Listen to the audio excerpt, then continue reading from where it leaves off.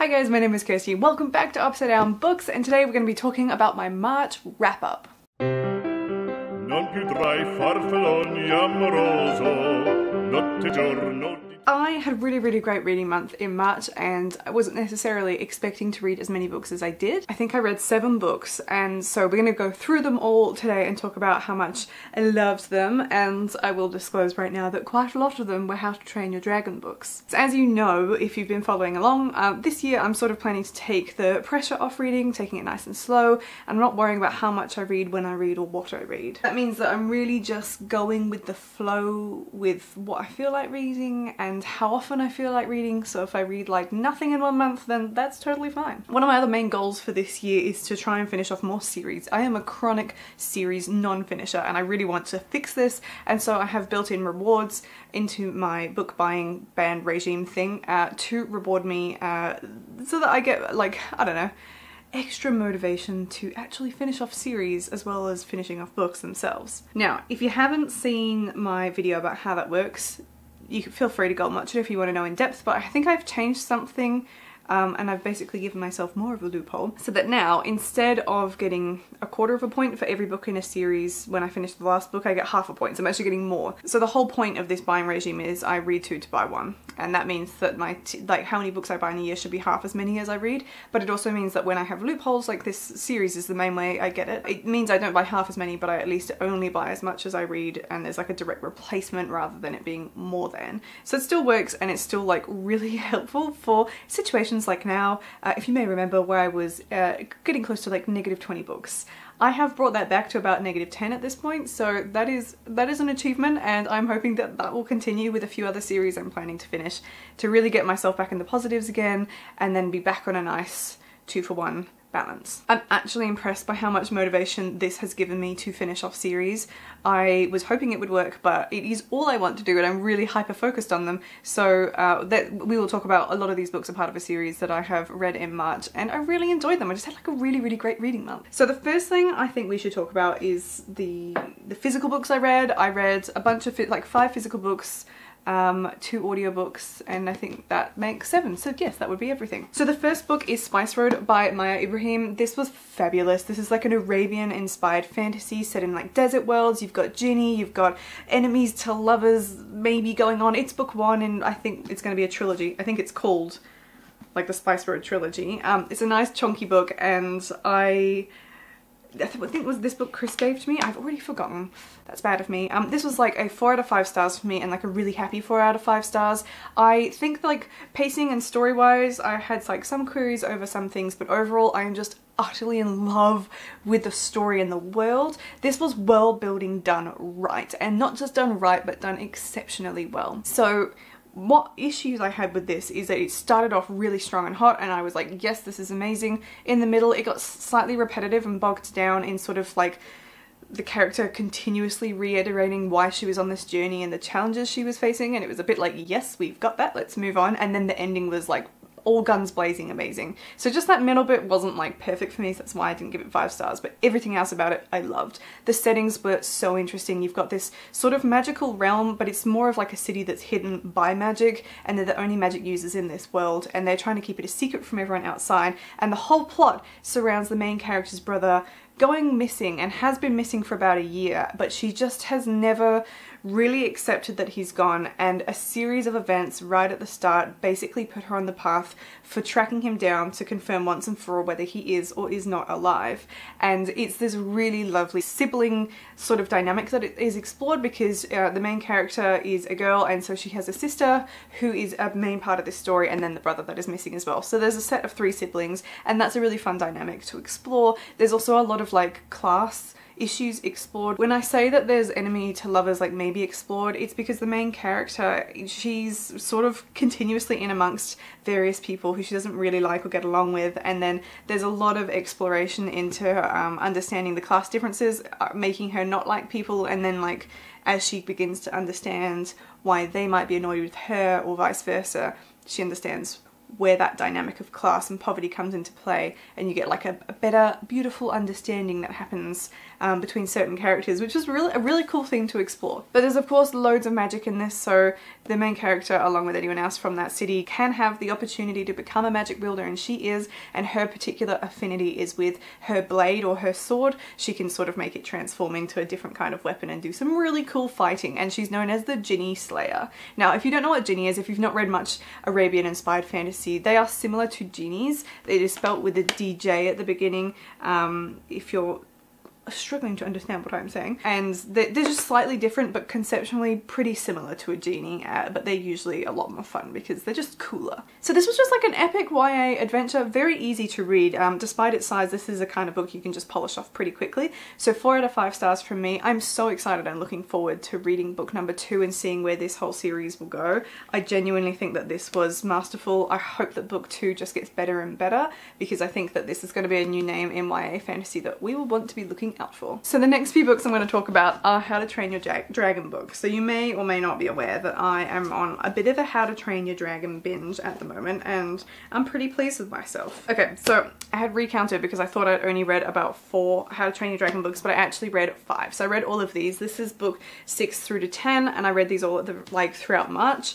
I was very inspired to finish these because finishing this series not only gets me the half point that I regularly get for finishing a book, but it would also get me an additional 6 bonus points for finishing it because it's a 12-book series. So I've been extremely motivated to get through this because it's middle grade fiction, it's easy to read, and it's bloody fantastic. So I kind of was like, yeah, let's power through it, and then the more I read of them, the more addicted and obsessed I got about the series, until I was just so irretrievably hooked on the series that I literally couldn't read anything else until I was done. So these are the ones I managed to polish off in March. Everything but book 6 I rated 5 stars, book 6 I rated 4.5. Now my reason for knocking off half a star was really just because this is an incredibly short story, so it was hard to just... It was not that short stories can't be 5 stars, but it was one of those short stories that was brilliant but just didn't feel like a 5-star read. Most of this book is actually not part of the story. It ends like about there, and this is like all appendices of other information. So it's even shorter than it looks. Now these are obviously short books. They range from like around 200 to 500 pages by the time you get beyond book 10. So they do get a bit longer as you go on, which is kind of a nice feeling of growing up with the series. Now, I was not much of a reader as a kid, as you might know. I didn't read anything like this, so this is my first time reading these, and I'm going to have a whole video coming out about my thoughts reading them at 26 years old and whether you should read them if you haven't read them. I'm a big fan of the films. Now these are of course really different to the films, like really different, but the characters are called the same and you can see where they've drawn concepts for the films from, but ultimately it's a very different story, and I just loved it. So in A Hero's Guide to Deadly Dragons, we've essentially got a library heist. In this one you've got Kamikaze, Hiccup and Fishlegs, and they are trying to steal a book from the library, and you've got the hairy scary librarian and all these other really great named characters.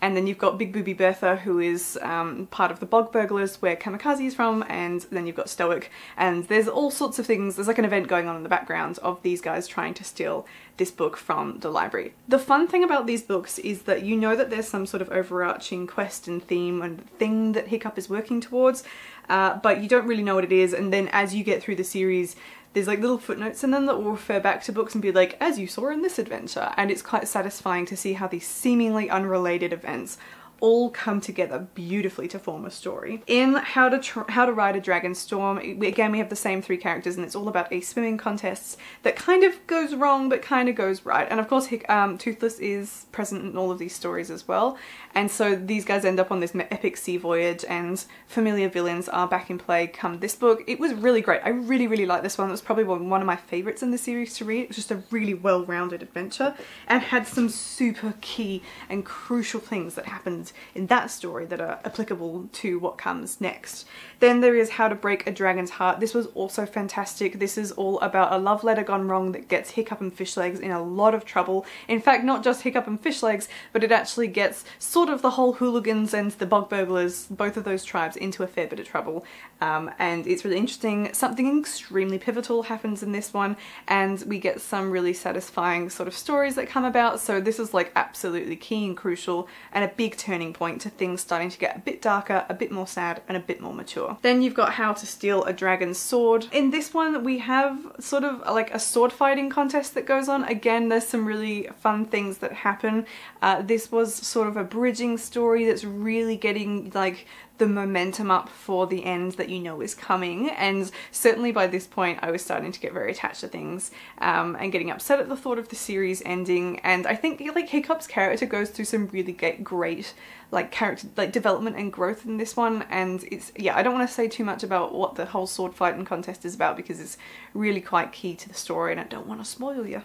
And then the last one that I read was How to Seize a Dragon's Jewel. Again, things get a bit more serious in this one. Hiccup is really the main focus of the story, but the other characters are all there. Some really dark stuff is starting to happen at this point as Hiccup is trying to collect a set of items that are all part of the whole plot of the series, and the kind of challenges that he's encountering here and a few different dragons that are involved in helping him along the way or not helping him along the way are quite fun additions to the story, and you're really getting into a bit of a meatier story at this point. This one is probably closer, this one's over 400 pages. Now there are of course illustrations throughout and on most of the pages, so even if it's at 400 pages, there's still not a heap of text. So without getting like too far into it at the moment, I loved this. This was a great time, and I just can't get over how much I enjoyed this series. So absolutely fabulous is my opinion. Moving on to the non-physical books I read, the two audiobooks I read were Chainbreaker, and that is by who's it? Tara Sim, that's who it's by. And I finished Lord of the Rings, but let's talk about Chainbreaker first. So Chainbreaker is book 2 in the Timekeeper series, and this is sort of a steampunk historical fiction, but it's also got a bit of magic going on. It's all around the idea, a bit of Greek myth retelling and what happens in the downfall of Isis as a mythological character and how that affects time. And so England, it's like really mixing history and Greek myth. It's talking about England's sort of colonial attitudes and exploits and how they've gone about to different countries such as India, where this one is based, and built clock towers. And the clock towers basically control time over a particular municipality, if you will, and those clock towers must be maintained and kept in good shape in order to make sure that time continues to move forward as it normally would. And in book 1, the whole plot is surrounding a tower that has fallen down, and if towers are collapsed or broken or something happens, then time stops in that whole area, and like a white dome covers the area and no one can get in or out, and people are sort of stuck on a time loop in there. So it's quite serious repercussions. That's sort of like the key things happening in this series. It's really cool and I like it. The audiobooks were part of the Audible Plus program, so it's their library if you're a member, and I liked book 1 and then I was really struggling with book 2. The story itself I really liked. It's a queer story, so we've got a gay relationship in it that is just absolutely to die for. I love it. And we've got some really interesting race topics that are handled. So Tara Sim herself has Indian heritage but looks very not Indian basically, and she really explores this idea through one of the characters who's very similar to her when they're in India, and this sense of like not belonging either or because you don't quite look one way or the other. I thought that was handled and talked about and explored supremely well, but I did not like the audiobook performance. It just didn't sit with me, it just wasn't vibing with me, and it was really frustrating me come the end of it.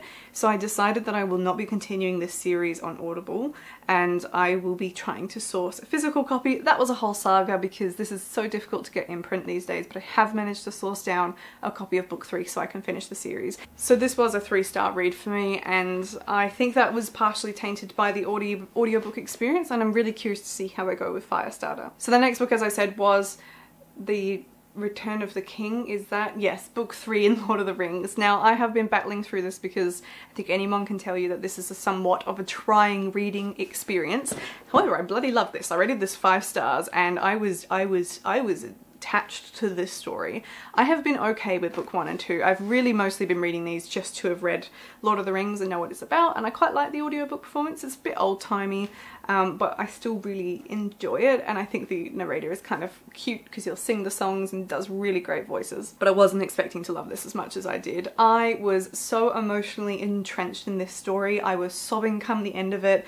I was just deeply upset and moved by the endings and what happens to characters at the end.